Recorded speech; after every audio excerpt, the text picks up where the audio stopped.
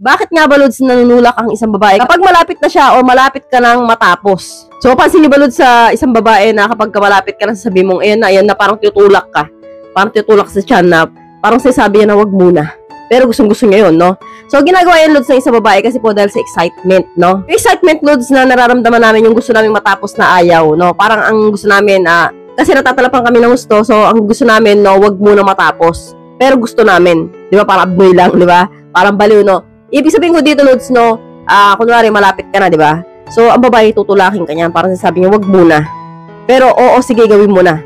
No? Kasi po, gusto namin pabitinin kayo, pahabain yun. Pero, gusto na rin namin maranasan na matapos ka. Kasi masarap po yun at achievement yun para sa amin. Ang babae, Lods, ginagawa po talaga yun para mabitin po yung partner, no? Hindi yung bitinin na hindi tapusin na. Ibig sabihin, pahabain pa yung bembangan o yugyugan. Kasi alam niyo naman, Lods, no, pag nandiyan po kayo sa kalagitnaan talaga ng bembangan, no, kakaiba yan, no? Parang nakakabaliw po yan, para paramdam mo na sa langit ka. So, ikaw, parang ayaw mo na matapos yung sandali na yan, no? Pero gusto mo na tapusin kasi baka inaantay ka na ng isa pong panjowa o asawa mo, kaya tatapusin mo. O sino sa iyo yung ganyan? Pupunta sa hotel, nag-check-in, pero may mga asawa. O maraming ganyan, may jowa, namitikin pa ng iba.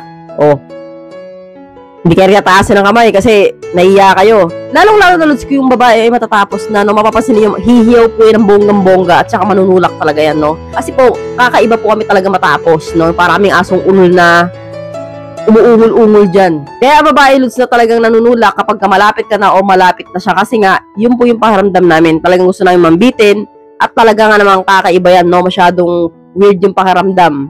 No, hindi maipaliwanag. Huwag mo na itanong kung bakit umiiyak na yung baby ko, no. Ayaw na pahabain yung video na ito. Ang hirap, Lods, ng broken hearted, no. Alam niyo ba, Lods, na single mom na naman ako? Oo.